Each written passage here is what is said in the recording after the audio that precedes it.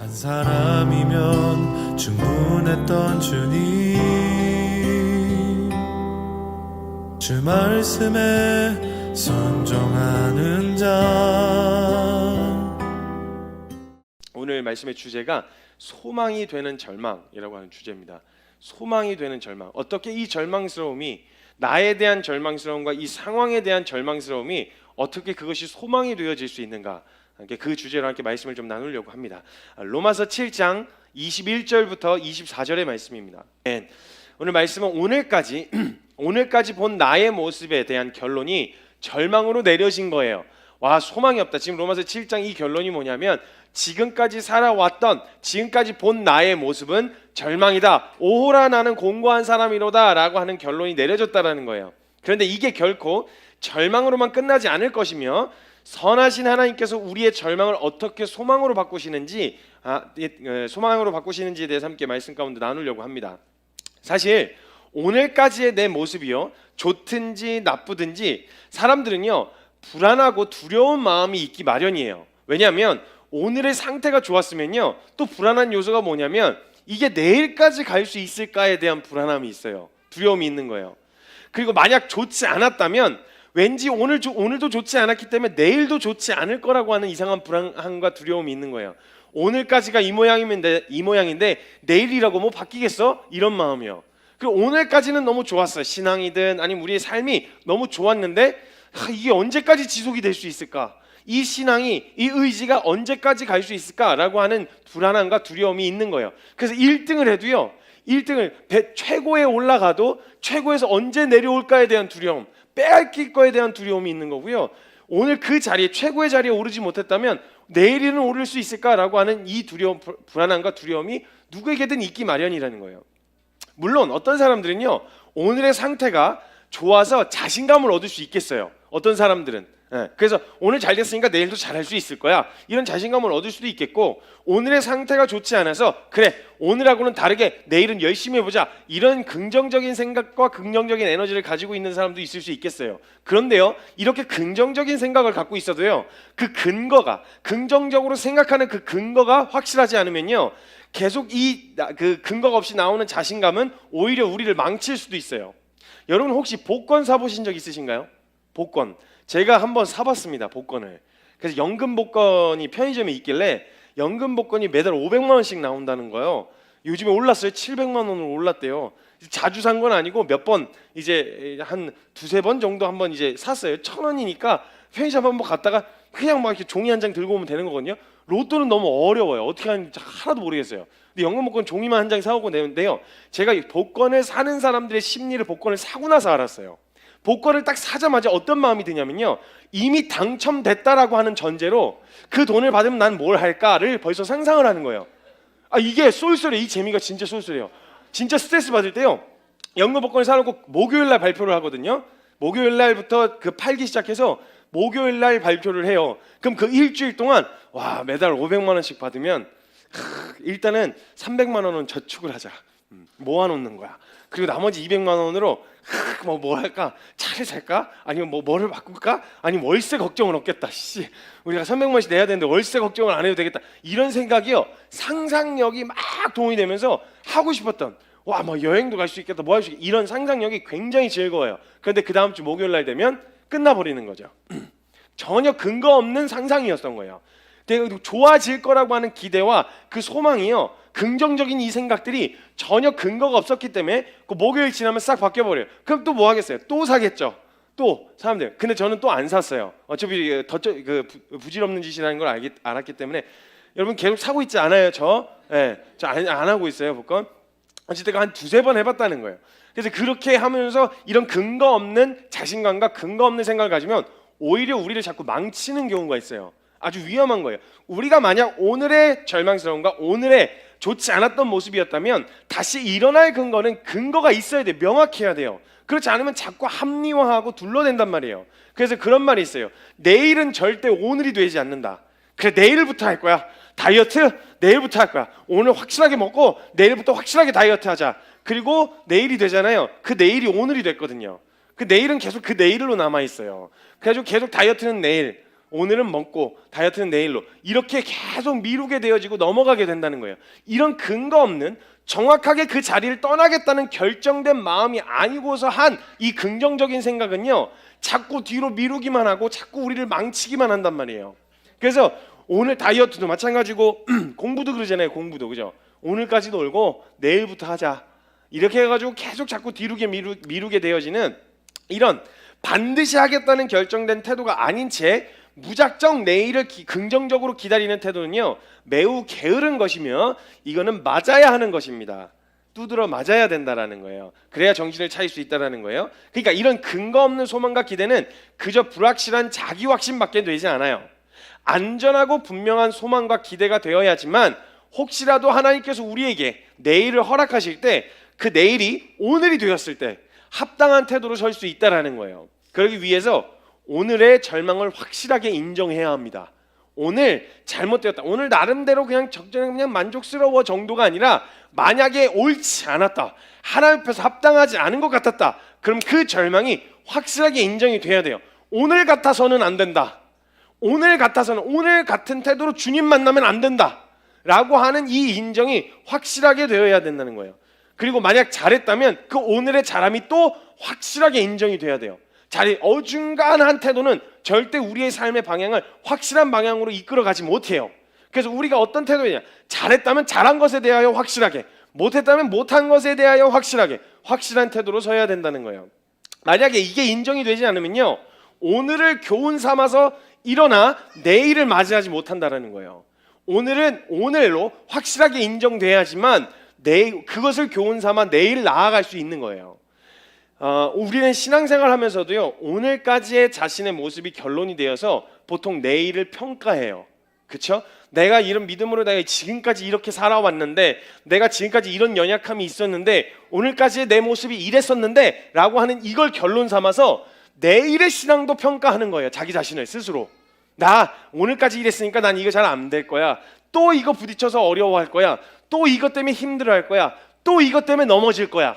이렇게 오늘까지의 나의 모습으로 내일을 평가해 버리는 거예요. 그러니까 내일을 맞이하기도 전에 벌써 마음에 낙심이 찾아와 있는 거예요. 내일을 허락하실지 안 하실지는 모르겠지만 지금의 시간 딱 11시 36분이라고 하는 지금까지의 시간으로 봤을 때 내 모습으로 내일도 똑같이 평가하는 거예요. 물론 유추해 볼 수는 있겠어요. 그러나 오늘까지의 모습을 교훈 삼아서 그 영역을 좀 더 예민하게 경계해서 깨어 있을 수는 있는 거잖아요. 근데 이걸로 자꾸 낙심하게 되어진다는 거예요. 오늘까지의 모습이 결론내서 내일을 평가하고 두려워하면서 불안해하는 거죠. 만약 오늘까지의 믿음이 잘 지켜졌다면 더 깊은 믿음을 소망해야 되는 거잖아요. 근데 이때 찾아오는 두려움은 내일까지 잘 버틸 수 있을까? 잘 견딜 수 있을까? 조금 더 넘어서서 내가 혹시 죽을 때까지 변하지 않고 변질되지 않고 잘 견딜 수 있을까라고 하는 이 믿음과 열정이 식진 않을까 하고 하는 불안함이 찾아온다는 거예요. 그래서 지금까지의 모습이라도 현상 유지를 하려고 애를 쓰는 거예요. 더 나아가려고 하는 태도보다 지금의 수준에 너무 과하게 믿지 말자. 왜냐면 이러면 처박히는 농도가 강하니까 적당한 선에서 믿어야 오래 가니까 이 현상 유지를 하려고 한다는 거죠. 딱 지금까지의 모습이라도 지키지 않은 마음이 찾아오는 거예요.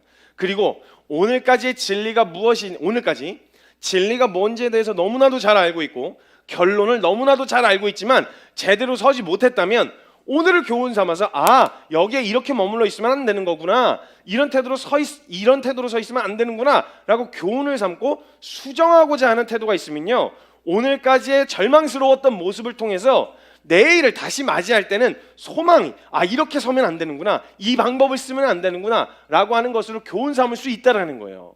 내일을 맞이할 수 있다라는 거예요. 근데 그렇게 오늘의 절망에 너무 크게 낙심해서 내일이 주어져도 나는 이 모양일 거야 라고 하는 생각으로 자기 연민에 확 빠져버리는 거예요. 이러면 또 이러나 저래나 다 그 자리에 머물러서 주저앉게 되어진다는 거죠. 이러한 태도 때문에 우리는 더 이상 극단적인 것 같아 보이는 믿음의 고백을 더 이상 뱉을 수가 없는 거예요. 믿음의 고백을 뱉었다가 수없이 뒤집어 엎으니까 이제 더 이상은 이게 겁이 나가지고 또 뒤집어 엎으면 어떡해. 차라리 말이라도 안 하면 속상할 일이라도 없는데, 난 그런 말 한 적 없으니까 이렇게 둘러댈 말이라도 있는데 믿음의 고백을 주님 사랑합니다, 주님을 위해서 모든 거 다 드리겠습니다, 헌신하겠습니다, 막 주님 앞에 나아가겠습니다, 결단은 막 그냥 청년 유수처럼 말은 막 다 뱉어놓고 매번 뒤집어 엎으니까 그 뒤집어 엎는 오늘까지의 모습 때문에 내일 또 믿음의 고백을 뱉기가 두려워지고 망설여지는 거예요. 그리고 스스로도, 그리고 남들이 다 그렇게 생각한다고 생각하는 거죠. 입만 살았다, 주딩만 살아가지고 그냥 말은 얼마나 잘하는지, 들은 것만 해가지고 말은 또 얼마나 잘하는지. 죄송합니다, 제가 많이 들었던 말이에요. 네, 제가 제일 많이 들었던, 입만 살아가지고 그냥 막 이렇게 극단적인 말, 어디서 주워 들은 것만 해가지고 이런 얘기를 많이 들었단 말이죠. 자꾸 이런, 그래서 스스로 그렇게 생각되어져요. 저도 그렇게 생각되어지기 때문에요, 나중에는 믿음의 고백도 못 뱉겠어요. 주님 따르겠습니다 이 말도 못 뱉겠어요. 무서워서. 또 둘러엎으면 어떡해. 차라리 말이라도 안 하면 그래도 말은 안 했으니까 이만큼이라도 있으면 이게 인정이라도 할 때, 고백은 이만큼인데 걷기를 이만큼 걸었으면 그게 이제 갭이 느껴지니까 말은 그렇게 뱉어놓고 그밖에 못하냐고. 스스로도 그렇게 생각이 되어지고 남들에게 평가당할 명분을 자꾸 주게 되는 거죠, 제가. 근데 이게, 그래서 믿음의 고백을 뱉기를 주저하는 상태가 되어져 버려요. 그러면 신앙의 목적도 없고 방향도 없어요. 그냥 딱 현상 유지가 되는 거예요. 이게 사단이 제일 좋아하는 결론이에요. 딱 여기에 주저앉혀 버리는 거예요. 더 이상 믿음으로 살아가고자 하는 용기도, 말씀을 향한 결단도, 믿음의 고백도 더 이상은 못하게 주저앉혀 버리는 거예요. 이게 사단이 제일 기뻐하는 거예요. 적당한 종교 생활은 할 수 있어도 온전한 믿음 가운데로 더 나아가고자 하는 방향을 잃어버리게 만드는 거예요.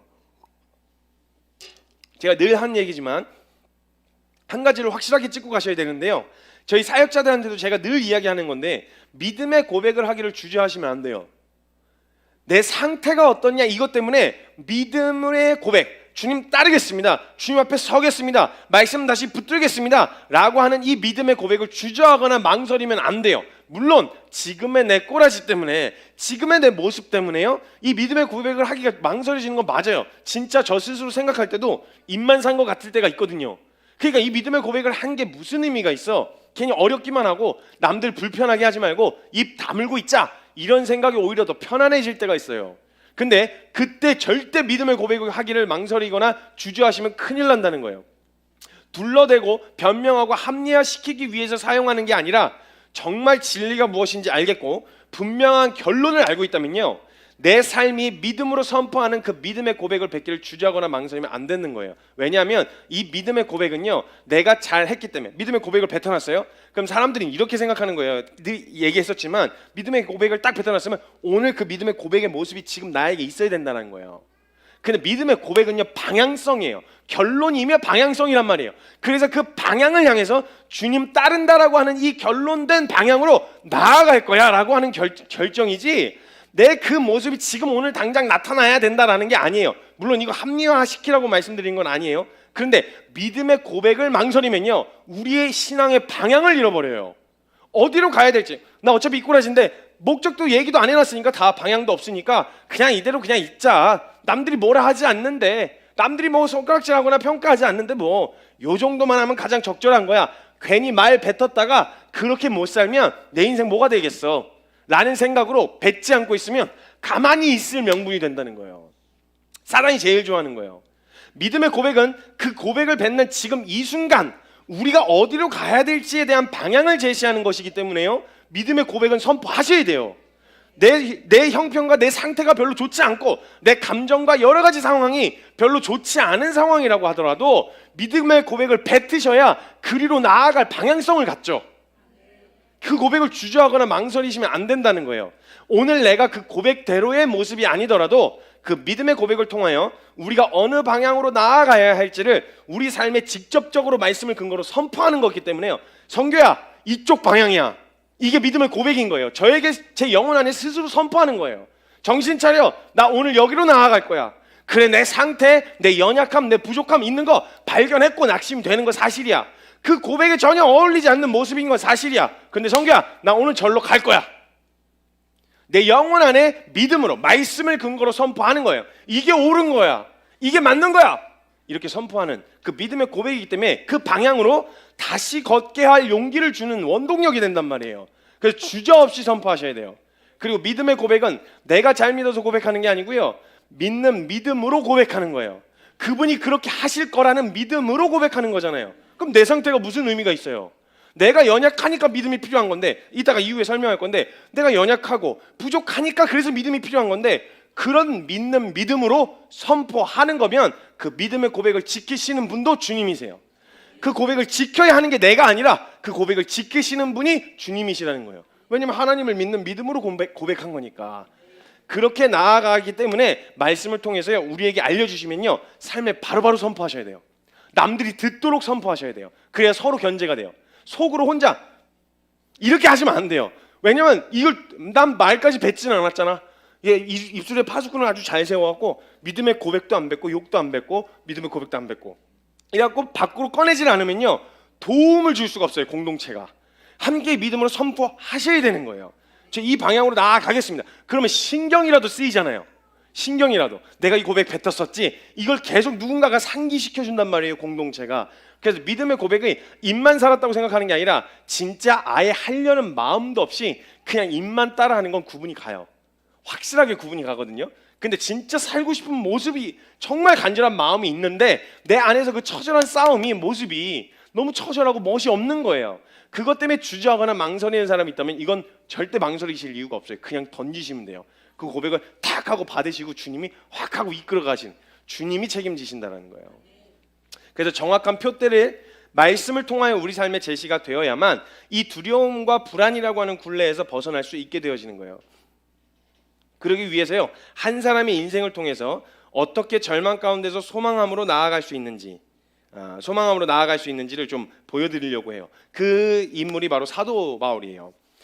로마서에 나타난 사도 바울이요 사울 일적부터 지금의 결론을 얻기까지의 고백을 교리처럼 정리한 책이라고 보셔도 돼요. 그냥 로마서 1장부터 16장까지를 보면요 바울의 인생과 그 기복 안에서 신앙 안에서 몸부림친 과정들이 그냥 이렇게 들어있다고 생각하시면 돼요. 그래서 로마서라고 하는 건 그냥 단순히 교리책이라기보다는요 이 복음의 진리가 어떻게 한 개인에게 실제가 될 수 있는지를 기록한 책이라고 보시면 될 것 같아요. 깊이 들어가면 들어갈수록 이건 정말 너무 실제구나라는 걸 지울 수가 없어요. 로마서라고 하는 책은. 자, 로마서 8장까지의 결론을 먼저 한번 살펴볼 건데요. 1장부터 8장까지의 결론을 한번 살펴볼게요. 그 과정이 어떻게 하나님이 실제가 되게 하시는지에 대한 과정을 좀 살펴보려고 해요. 자, 로마서 1장부터 볼 텐데 로마서를 한번 싹 하고 펼쳐보시겠어요? 제가 거짓말하는 거 아니라는 걸 보여드리려고 그러니까 로마서 1장을 싹 하고 펼쳐놓으시고 한 잔씩 따라서 넘기시면 될 것 같아요. 제가 이렇게 말씀드리면 자 로마서 1장에서 보면요 사도 바울이 인사를 해요. 처음 로마에 있는 성도들에게 편지를 보내며 내가 로마에 있는 성도들에게 어떤 마음을 가지고 있는지에 대해서 편지를 보내며 간단하게 소개를 한 다음에 그때부터 본격적으로 진리를 선포하는데 18절부터 이렇게 선포합니다. 하나님의 진노가 불의로 진리를 막는 사람들의 모든 경건하지 않은 것과 불의에 대하여 하늘로부터 나타나나니 이는 하나님을 알만한 것이 그들 속에 보임이라. 하나님께서 이를 그들에게 보이셨습니다. 그러니까 모든 인간의 결론은 뭐냐? 하나님을 대적한다는 거예요. 인생 각기 나름대로의 이 목적과 목표를 가지고 살아가고 있지만 결국 죄인의 방향은 뭐냐? 하나님을 대적이 아니고 대적입니다. 대적하는 자리에 서게 된다는 거예요. 그러니까 결국은 하나님을 대적하는 거고 스스로 왕이 되겠다라고 하는 결론이라는 거예요. 그래서 인간의 보편적인 죄에 대해서 이야기를 하죠. 그리고 찍고 2장으로 넘어가요. 그리고 2장 1절부터 이렇게 이야기하는 거예요. 그러므로 남을 판단하는 사람아 누구를 막론하고 네가 핑계하지 못할 것은 네가 남을 판단하는 것으로 네가 너를 정죄함이니 판단하는 네가 같은 일을 행함이니라. 이렇게 시작해요. 그러니까 너희들이 서로를 기준 삼아가지고 누가 더 낫냐 못 낫냐를 구분할 짬밥이 아니요. 너네는 그냥 다 1장에서 얘기했던 것처럼 그냥 죄인이요.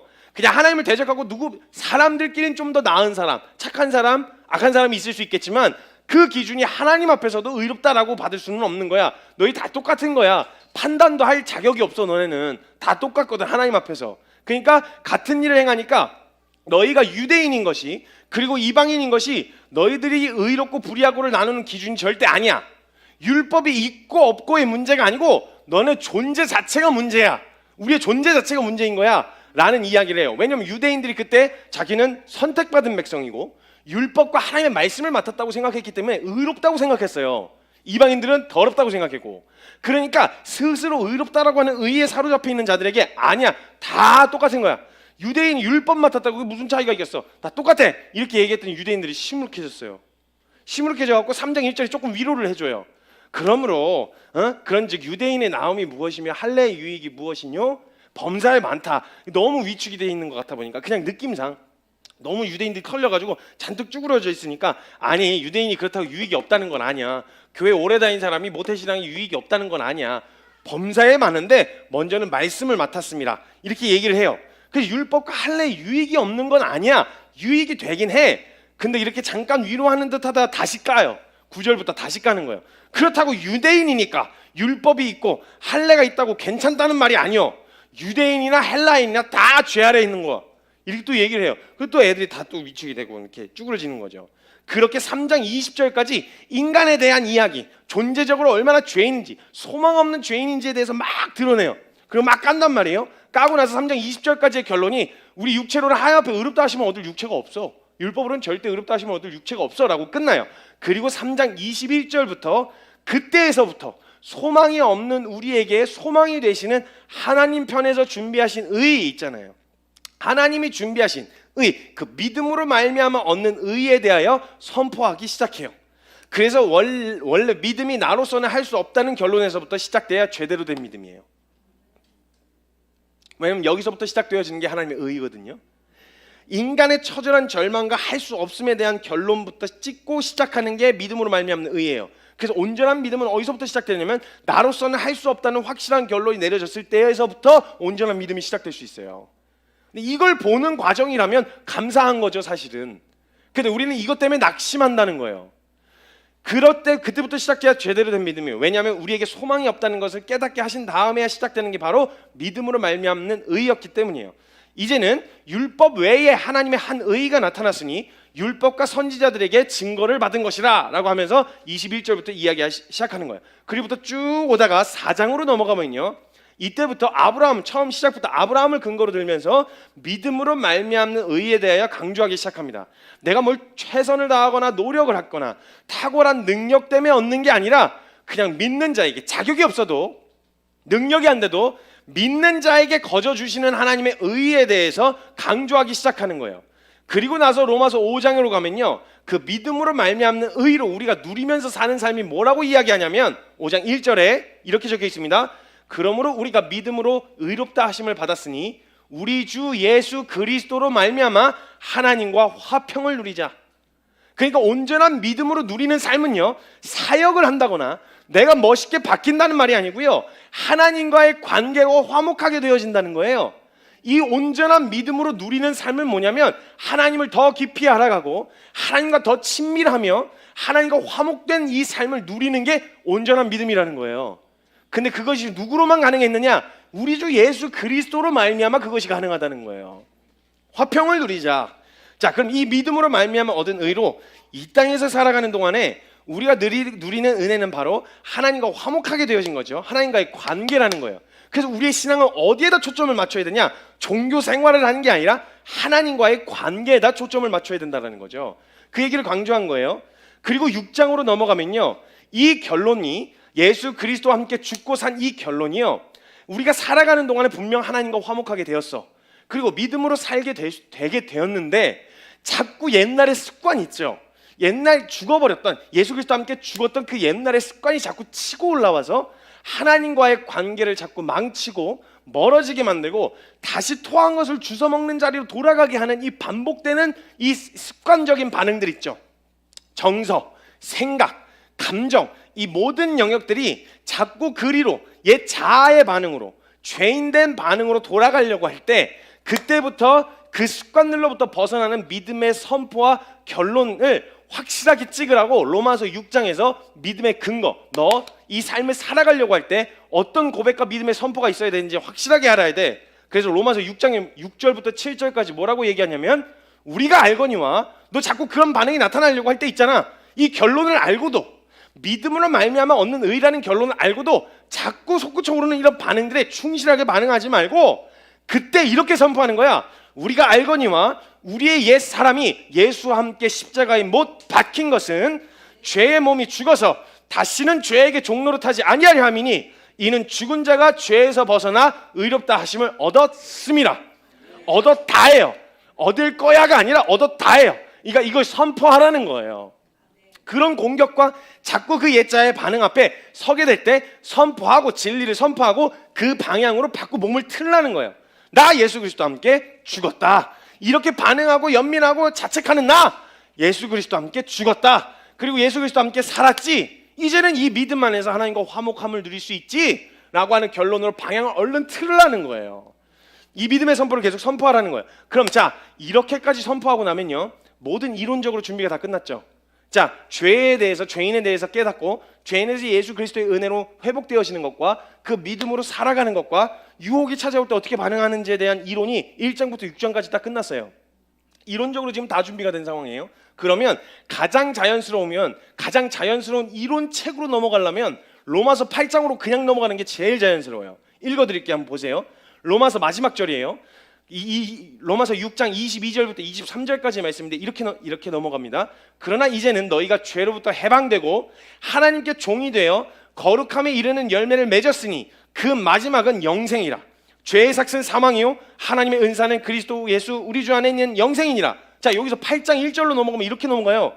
그러므로 이제 그리스도 예수 안에 있는 자에게는 결코 정죄함이 없나니 이는 그리스도 예수 안에 있는 생명의 성령의 법이 죄와 사망의 법에서 너를 해방하였습니다.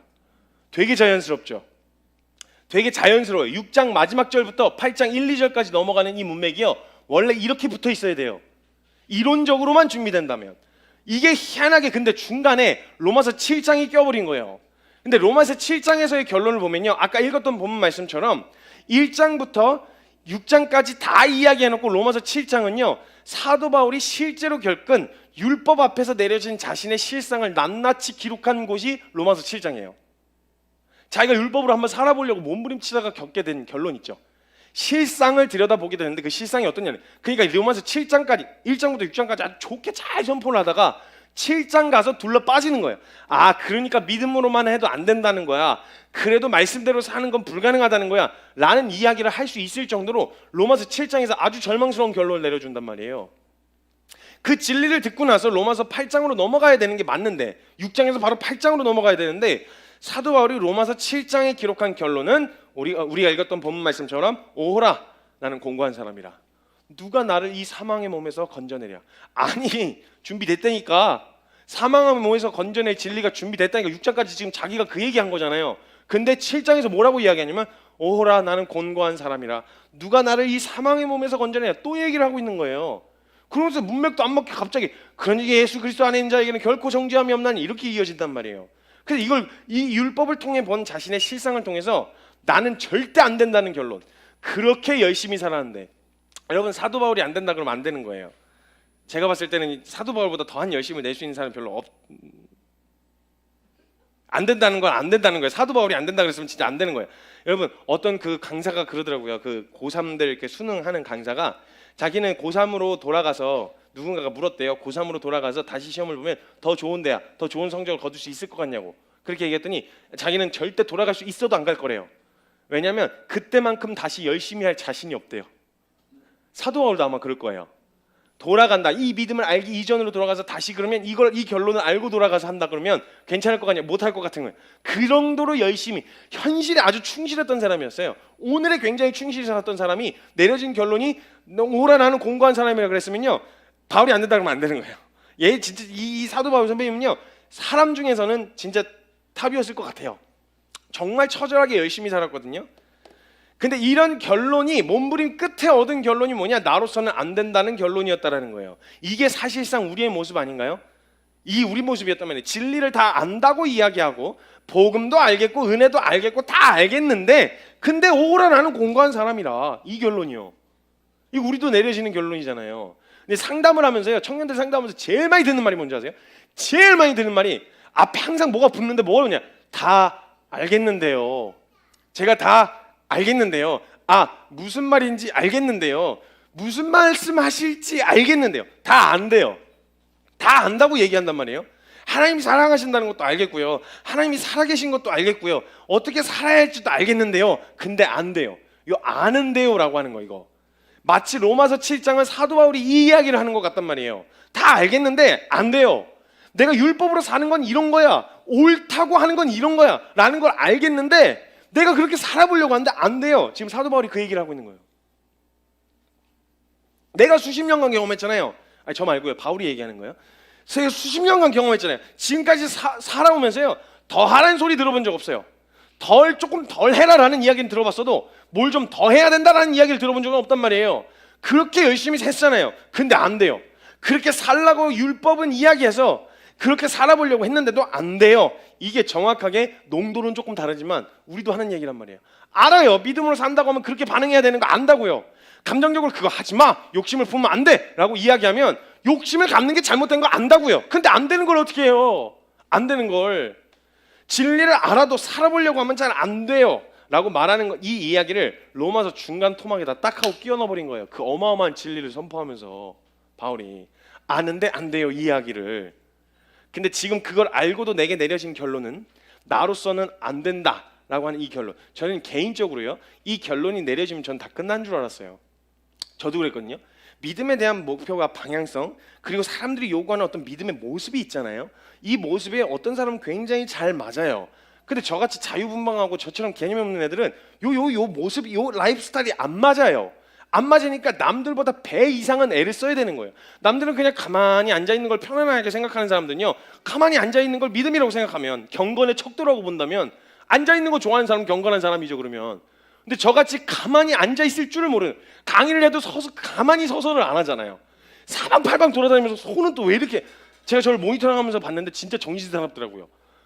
그 사방팔방 돌아다니는 이런 자유분방함인데, 그러니까 상적으로 저는 몇 배 이상의 노력을 하지 않으면 앉아있는 게 힘들단 말이에요. 저는. 그러니까 만약 경건의 척도와 믿음의 척도를 이걸로 보면 저는 답이 없는 거예요. 그러니까 이런 상황에서 나로서는 안 된다는 이 개인적으로 결론이 내려지면요, 다 끝난 거라고 생각했단 말이에요. 그 절망이 결론이 되어지고 결국은 믿음으로 살려고 해도 이론적으로는 다 알아도 삶으로는 불가능하다라고 하는 결론이 내려지는 거라고 생각했어요. 저는. 왜냐면 결국 안 되는 거구나. 그건 진짜 그런 성품과 성향을 이미 갖고 있는 사람들만 할 수 있는 거지, 나같이 자유분방하고 나같이 이런 사람이 이 삶은 못 사는구나, 이런 생각을 하고 있었단 말이에요. 근데 만약 우리의 죄됨과 소망 없음을 깨닫게 되어지는 순간부터 은혜가 은혜되어지며 복음이 복음되어지는 결론이라면, 만약에 이 주님이 주신 은혜와 이 복음이 만약에 내게 소망 없다고 하는 것을 깨닫게 되어지며 내가 얼마나 죄인인지를 깨닫게 되어지는 순간부터 은혜가 은혜되어지고 복음이 복음되어지는 거라면, 갑자기 그 질문이 딱 들어오는데 제가 그 은혜를 은혜로, 복음을 복음으로 누릴 수 있는 제일 우선순위로 가 있는 거죠.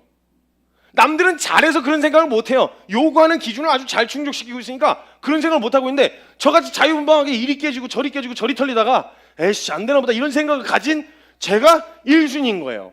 그래서 제가 한번 그런 예화를 들었어요. 모르든 다 꼴찌인데, 줄 서서 일렬로 줄 섰는데 모든 영역에서 제가 다 꼴찌인데 주님이 뒤로 돌아 이러면 제가 제일 1바가 되는 거죠. 1등이 되는, 누가 이 예를 그렇게 들어주셨었는데 뒤로 돌아가면 1등이 되는 거예요. 마치 이런 거예요.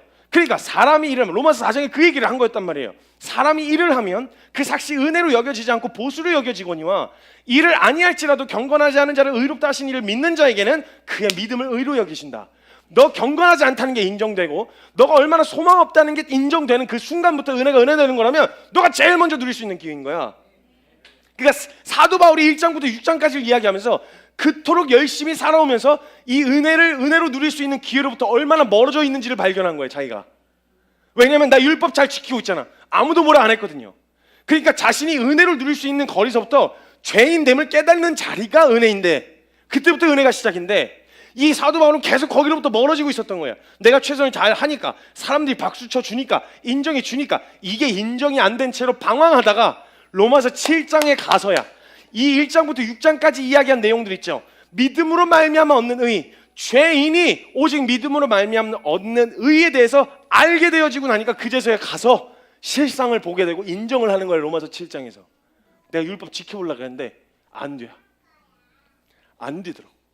그런 척 흉내는 넣는데 안 돼. 바뀌질 않더라고. 내가 조금 더 얼마나 저 잘 포장하는지에 대한 포장하는 실력은 늘었어. 근데 내 실상은 아무것도 아니더라고. 내가 이걸 발견한 거예요. 그럼 지금 이렇게 로마서에서 7장에서 내려진 결론은 한 개인이 너무나도 실제적인 삶의 현장에서 겪어본 경험을 통해서요, 로마서 1장부터 6장까지의 결론 있죠. 이야기했었던 믿음으로 말미암는 의가 정확하게 내 삶에 체화되는 모든 준비가 마친 상태가 로마서 7장이에요. 로마서 7장 없이 8장으로 못 넘어가요. 절대 못 넘어가요. 로마서 1장부터 6장까지 오직 죄인이 은혜를 받아서 믿음으로 말미암는 의에 대해서 아무리 선포하고 이론적으로 이야기해도요, 한 개인 안에 로마서 7장의 결론이 내려지지 않으면 로마서 8장으로 못 넘어가요. 그럼 지금 사도 바울이 이야기하는 이 로마서 중간에 끼어넣은 이 로마서 7장은 뭐냐? 반드시 이거 없으면 못 넘어간다. 잘 들어. 나도 그랬어. 나도. 내가 이 은혜로부터 제일 멀리 있던 사람이었어. 자, 로마서 1장부터 6장까지 이 모든 진리를 받아서 로마서 7장의 상태로 로마서 6장까지를 받아서 한 개인 안에 로마서 7장의 상태로 6장을 다 품었을 때 선포되어지는 게 로마서 8장 1절이에요. 그리스도 예수 안에 있는 자에게는 결코 정죄함이 없다. 이 결론을 보게 되어지는 거예요. 아, 진짜 실제구나. 나로서는 살 수가 없는 영역이구나 하는 절망을 통해서요, 진짜 이 모든 것을 다 아시고 준비하셨구나라고 하는 이 복음의 완전함을 경험하게 되어지는 거예요. 그래서 아는데요, 잘 안 되는데요 라고 이야기하는 사람들을 상담할 때 다시 이야기하기 시작했어요. 제가 이전에는 위로해서 괜찮아, 다시 한번 해보자, 그 아는 진리대로 다시 한번 해보자 라고 이야기를 했었던, 격려하고 다시금 해볼 것을 요구했다면 이제는 그렇게 상담 안 해요. 믿음으로 잘 못해요, 잘 하고 싶은데 잘 안 돼요, 이렇게 이야기하는 사람들한테 지금이야, 지금이 절호의 기회야. 지금이 은혜가 은혜 될 수 있는 절호의 기회야. 지금이야말로 복음이 믿음으로 말미암아 얻는 의가 너 안에 실제될 수 있는 절호의 기회야. 지금을 놓치면 안 돼. 이렇게 상담을 해주기 시작했어요. 우리가 알고 있었던 오직 믿음으로 말미암아 주신 의, 이것을 받아 누릴 수 있는 기회 앞에 서 있는 거예요. 그리고 그것을 발견한 지금이야말로 지금까지 알고 들어왔었던, 주워 들어왔던 복음에 대한 내용과 진리들에 대해서 진리를 누릴 수 있는 가장 좋은 상태다라고 상담을 해주기 시작했어요. 말씀 앞에서 지금까지 내가 신앙생활을 해오면서요, 이 결론이 내려지면 다시 처음으로 돌아가서 다시 내 열정으로, 다시 내 최선으로 돌아가려고 했었단 말이죠. 우리가 절망 앞에서 열심으로 달려오다가 한계 앞에 딱 부딪히고 나면 열심을 잃어버렸네, 열정을 잃어버렸네 하고 이 상황부터 시작되어지는 은혜를 소망한 게 아니라 이때 다시 처음으로 돌아가가지고 다시 열정을 내야지, 다시 열심을 내야지 하고 이렇게 계속 반복했단 말이에요. 그래서 조금씩 그 열정의 길이와 범위가 넓어지지만 그 열정의 뜨거움의 강도는 점점 줄어들고 오래는 가는데 뜨거움은 사라지는 이런 신앙생활을 했단 말이에요. 그런데 만약 생각을 해보세요. 그걸 발견하는 한계 앞에 설 때마다 은혜를 발견한다면요, 로마서 5장 20절에 말한 대로 죄가 더한 곳에 은혜가 넘쳤다듯이 내가 소망 없다는 걸 발견할 때마다 은혜가 은혜되어진다면요, 이건 식지 않는 열정이 가능한 이유가 거기 있는 거예요. 이 길을 따라가는 사람들이 절대 멈추지 못할 이유가 거기 있는 거예요. 한계가 두렵지 않은 이유가 거기 있는 거예요. 왜 인간의 한계 처절하죠? 절망스럽고 낙심이 돼요. 그런데 그 결론 앞에 딱 부딪혔을 때, 부딪히고 엎어졌을 때 누리게 하시는 그 은혜를 경험한 사람들은 그 자리를 걸어 들어갈 수밖에 없는 거예요. 빠르냐 느리냐를 말하는 게 아니에요. 빨리 뛰어간다는 말이 아니에요. 천천히 걸어도 상관없어요. 방향은 안 바꿔요, 절대. 이 결론이 내려진다는 거예요. 우리에게요, 이 결론이 내려지면요, 이 말씀을 근거로요, 허락하실 내일을 기대하고 소망할 수 있게 되어지는 거예요. 우리에게 명확한 결론이 내려지면요, 절망은 절대 낙심으로, 절망으로 끝나지 않아요. 그러면요, 이 결론이 딱 품어졌다, 판단할 일도 없어요. 왜냐면 그 사람을 지금 판단하는 게 뭐냐, 오늘의 모습이 다라고 생각하는 거잖아요. 그 사람의 오늘이 내일일 거라고 평가하는 거예요. 안 바뀌어, 저 사람 안 돼, 에휴. 근데 오늘까지의 그 모습이 내일일지 아닐지 모르잖아요. 그러면 주님이 하실 일을 한번 기대해 볼 수 있는 거잖아요.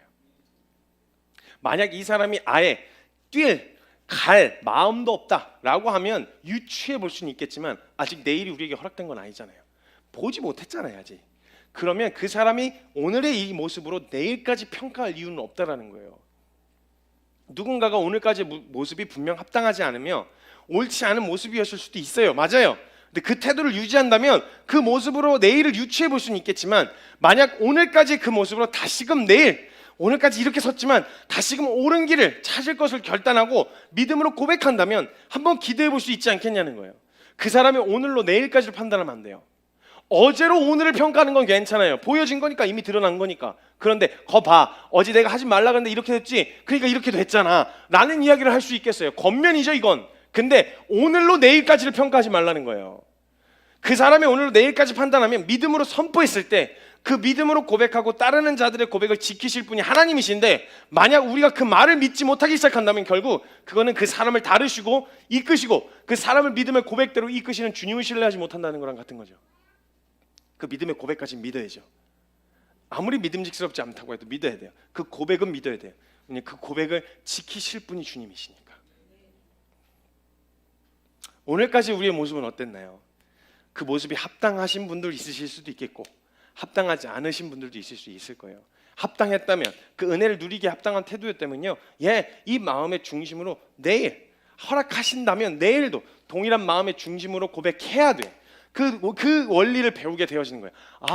해보니까 이런 태도로 서면 말씀 앞에 좀 더 집중할 수 있게 되어지는구나. 더 깊은 데로 나아가야 되겠구나. 오늘을 근거 삼아 내일을 맞이하면 되는 거예요. 허락하신다면. 근데 오늘 내 상황이 절망스럽다. 절망으로 끝이 나지 않아요. 오늘을 교훈 삼아서 이 자리에 서면 안 되겠구나. 말씀으로 오늘 이 자리에 서지 말아야 함을 가르쳐 주셨구나. 나의 한계를 보게 하셨구나. 그래서 더 은혜가 필요한 것이지, 그 은혜 앞으로 더 깊이 나아갈 어떤 우리에 대한 절망도 결코 낙심으로 끝나지 않을 수 있는 유일한 근거가 뭐냐? 그 모든 대책과 대안을 주님이 이미 복음 안에 준비해 놓으셨다는 거예요. 뭐가 문제예요? 너무나도 현실인 거예요. 절대 불안한 길이 아니라는 거예요. 그리스도 예수 안에 있는 자에게는 안전한 거예요. 그 모습이 합당하지 않을 수도 있겠고, 그러나 우리가 형식적으로 하는 것이 아니라 결코 오늘 같지 않을 것이라고 하는 믿음의 고백으로 다시금 진리를 향해 선다면 오늘까지의 그 결론이 내일 다시 달리게 할 원동력이 되지 않겠냐는 거예요. 그 은혜요. 절대 불안한 길이 아닌 거예요. 그 믿음으로 소망하고 허락하실 시간들을 기대하며 함께 나아갔으면 좋겠습니다. 지금까지 두려웠던 건 내 기준으로 달라질 나를 기대했기 때문에 그래요. 그런데 만약 우리가 믿음으로 말미암아 얻는 의를 통해서 얻게 되어지는 것이 멋있고 달라질 내가 아니라 하나님과 화목하게 되어지는 것이라면, 화평케 되어지는 것이라면요, 즉 하나님의 관계라면요, 오늘보다 더 알아갈 것을 기대하면 되잖아요. 어제보다 얼마나 많이 바뀌었냐가 아니라 오늘보다 주님을 더 얼마나 많이 알아갔냐, 오늘 어떤 은혜를 경험하게 하셨냐, 이걸 볼 수 있으면 된다는 거예요.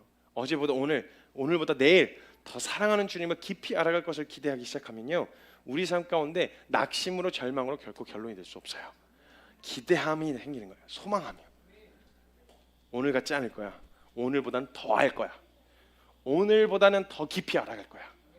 우리에게 내려진 오늘의 결론을 통해 말씀을 향해 다시 걷겠다는 믿음의 고백이 가능해지는 시간이 되셨으면 좋겠습니다. 절망이 소망이 되는 겁니다. 우리로서 소망이 없다는 것을, 절망이라는 것을 깨닫게 되어지는 그때부터 주님이 하실 일들이 펼쳐지는 이 기대요, 이 소망함을 품을 수 있게 되어지는 겁니다. 안전한 길입니다.